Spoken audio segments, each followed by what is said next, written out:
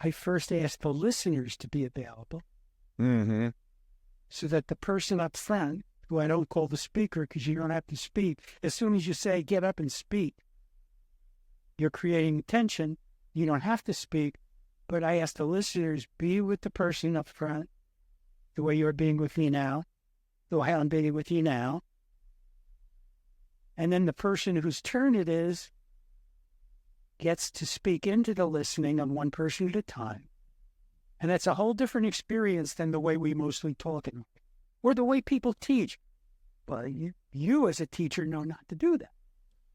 Well, I forget, but hey, for our listeners, and there's the other window into the room.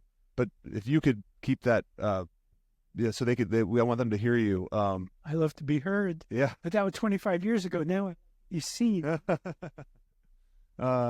So it's all I do like chronological order. So let's go back. That doesn't go with my biological orders. But go on. Biological orders. What's the and chronos means time, and to some extent we could doubt the reality of time, or to get into the moment we don't obsess over the chronology, I suppose. No, but I obsess over everything else. Obsess over everything else. Okay.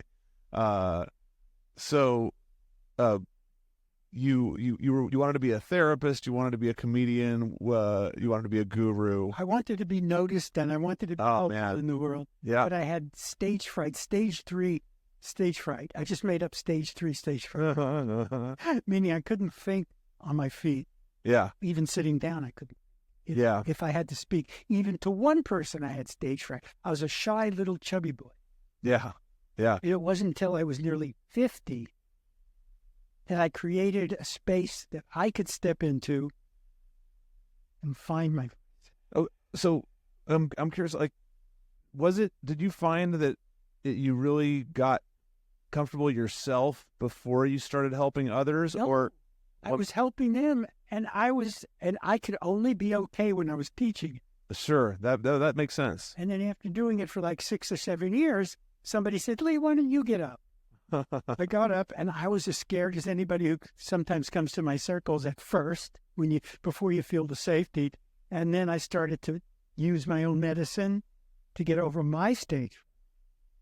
So it started out as spaces where you helped people get together to practice. Yeah. And you trained them more on the listening. But even then, you were. It's more. I mean, it must have felt more experimental at the beginning. My first classes, because I was a stand-up comedian, an aspiring, perspiring, not inspiring stand-up comedian, and I started to teach. When you say you can't do, you teach. Well, I was not good. Sometimes I was good if they laughed at my first joke and remember the second one. But I started teaching. I started doing classes in comedy clubs among aspiring comedians, and I'd have them get up and I'd give them 5-minute turns, and my instruction was, dare to be boring. The truth is funny enough. Just talk about what's funny to you. And be with one person at a time. Be relational. And that's how I started. And the people who were really good at it had been people who had gone to 12-step meetings. Oh, yeah. Because they were used to telling everything, Yeah. And some of them became really good comedians.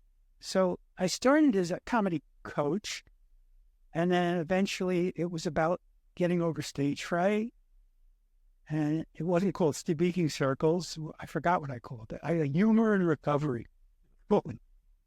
Eventually morphed into speaking circles, and the rest is history.